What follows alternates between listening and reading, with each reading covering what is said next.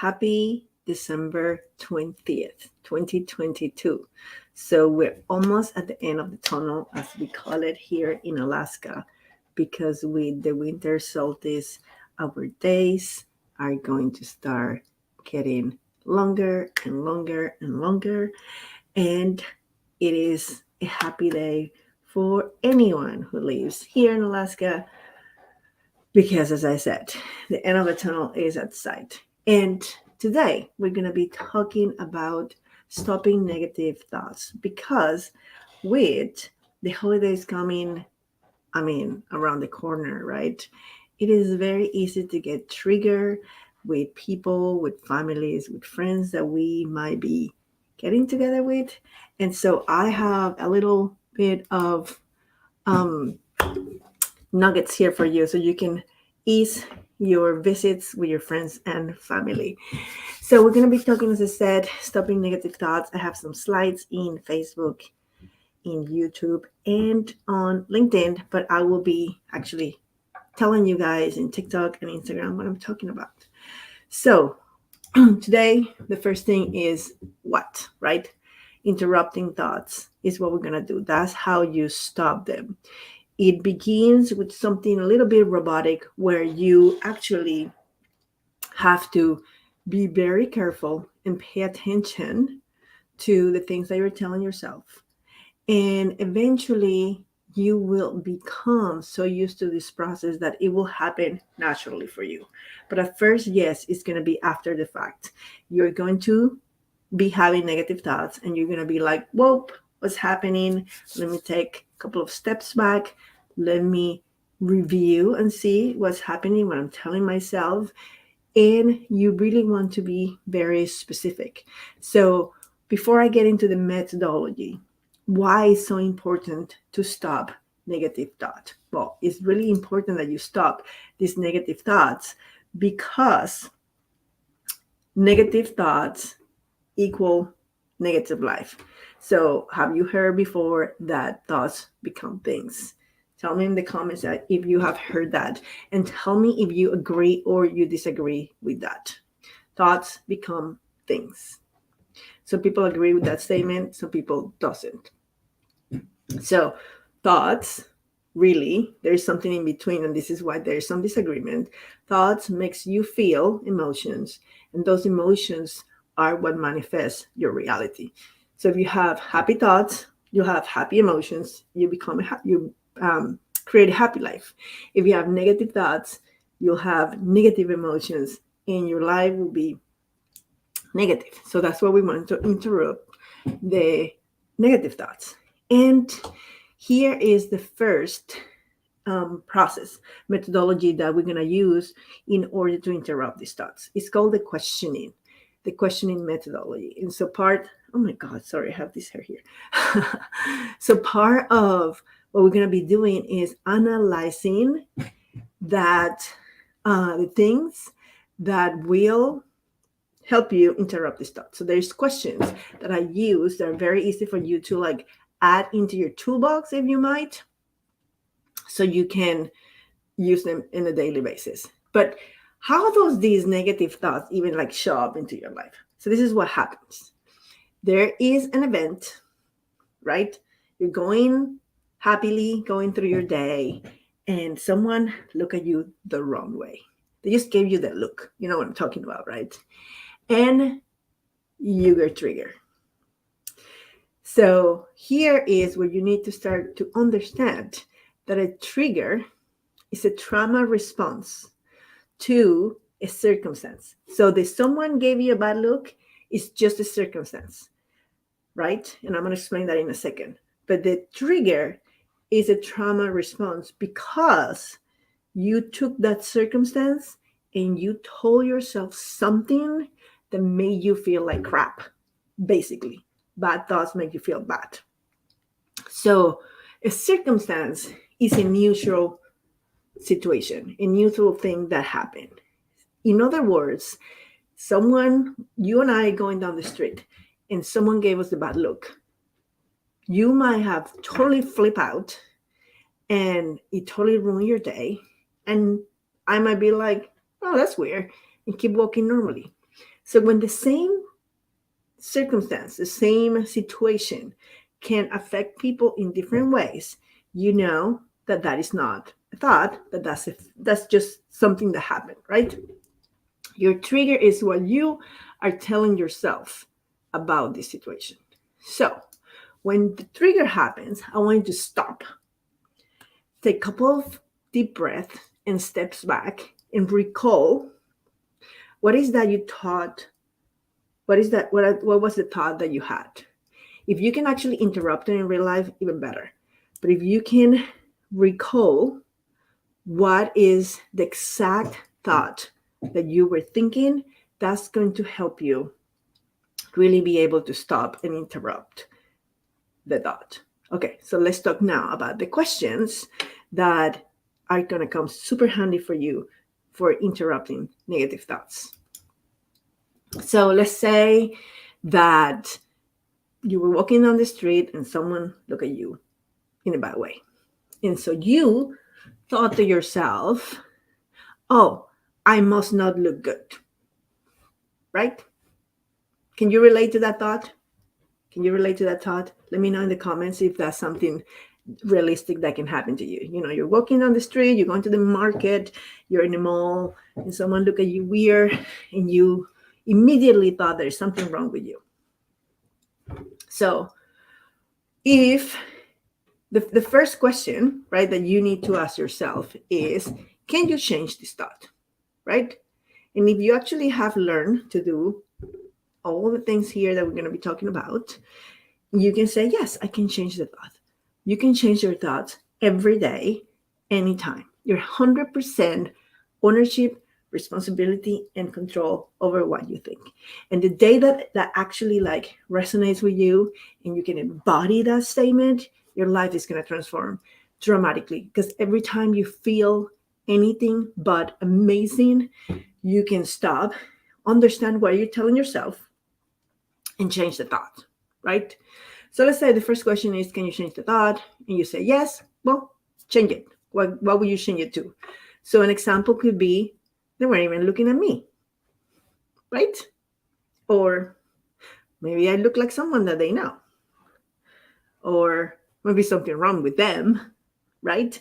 It doesn't have to affect you. Now, the second question is, when I ask you the question, can you change this thought? If you say no, okay, why? Why you cannot change the thought? And maybe you're going to say, well, because, you know, every time I wear this skirt, I know I look fat. I don't know, just making things up here, right? So then this is the next question you ask yourself. Is that true? Is that true that every time you wear that particular piece of clothing, or you, you know, you go into that place, or you look into, this person looks at you, is it true that every time that this happened, you get the same comment or the same look, right?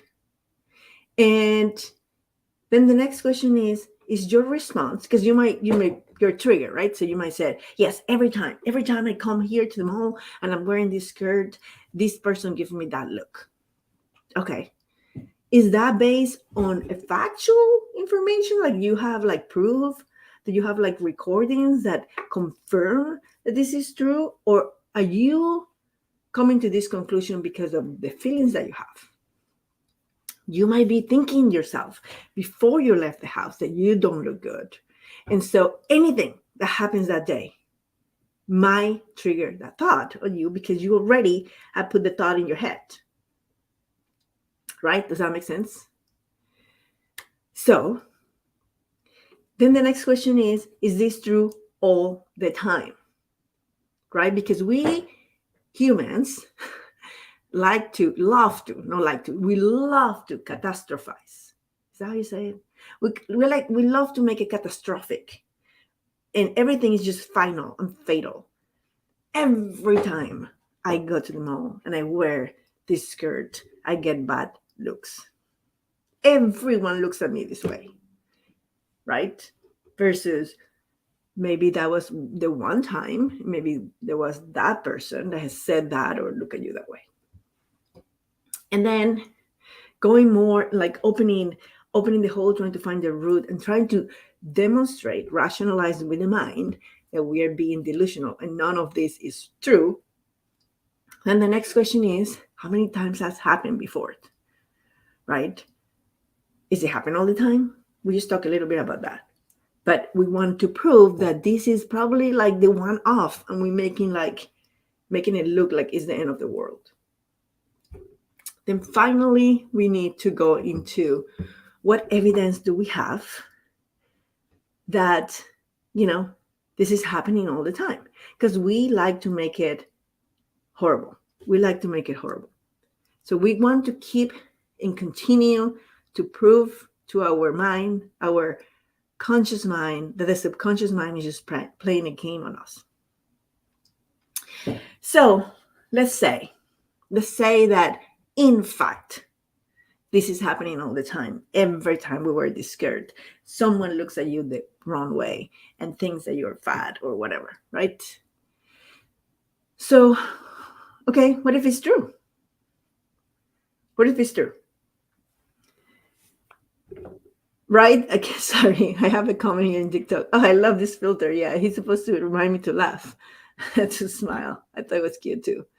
So what if it's true that you don't look good in the skirt?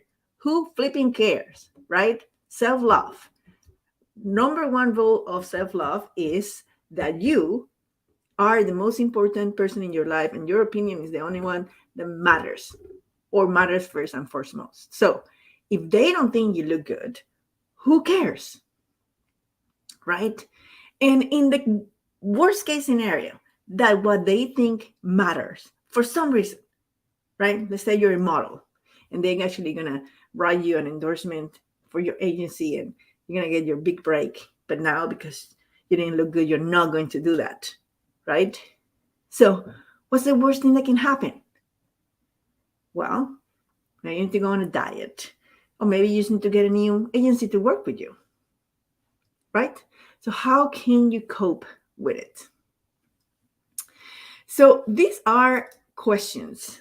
I mean, there's many more, right? But I don't want to bombard you with 100 questions, because the objective here is that you actually get a couple of them and start applying it, in your daily life. So let's say that this weekend you go to a family gathering for Christmas and you get triggered by some negative thought.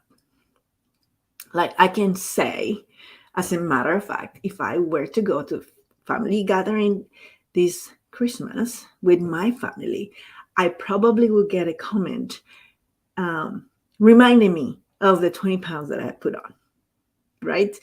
And I am almost certain that unless I prepare for it and apply all the tools that I have now, that will trigger the bejesus out of me, right? So what do? Let's say that you have Aunt Mary, who is going to tell you something that you know already is going to trigger you.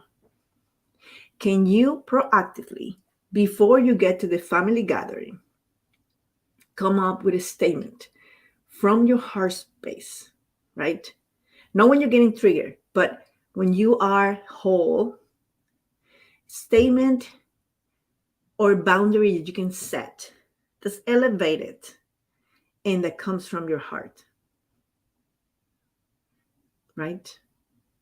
I mean, I can say, well, I think I look very good for 47. I don't know, something like that, right?